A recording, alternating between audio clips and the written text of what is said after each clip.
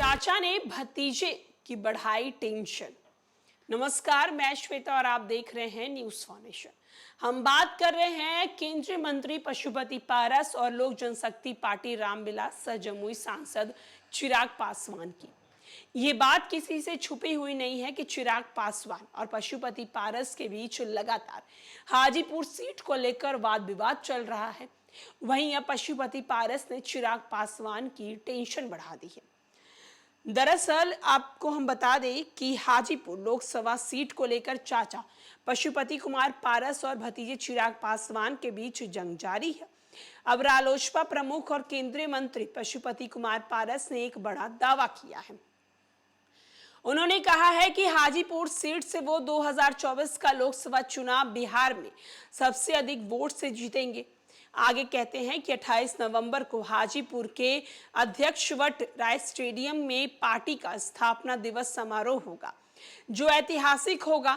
इस समारोह की तैयारी और पुख्ता करने को लेकर उन्होंने बुधवार को पार्टी के प्रदेश कार्यालय में बैठक की। बैठक में उन्होंने कहा है कि समारोह में भाग लेने के लिए कश्मीर से लेकर कन्याकुमारी तक के पार्टी और दलित सेना नेता और कार्यकर्ता हाजीपुर पहुंचेंगे।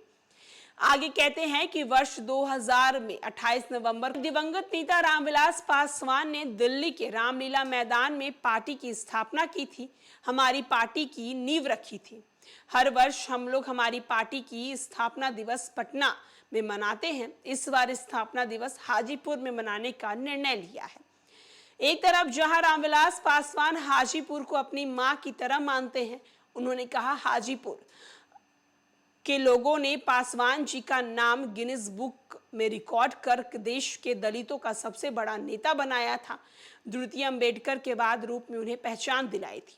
गौरतलब हो कि कुछ दिन पहले चिराग पासवान ने नाम लिए बिना पशुपति कुमार पारस से कहा था कि एनडीए के साथ उनका जो संबंध है वो 36 का संबंध है, 3 इधर है 6 उधर है। हमारा एनडीए से पुराना संबंध है, हम एनडीए के ईमानदार पार्टनर हैं। आगे कहते हैं कि बिहार में 40 लोकसभा सीट है, जिसमें से उनके पास 5 सांसद हैं।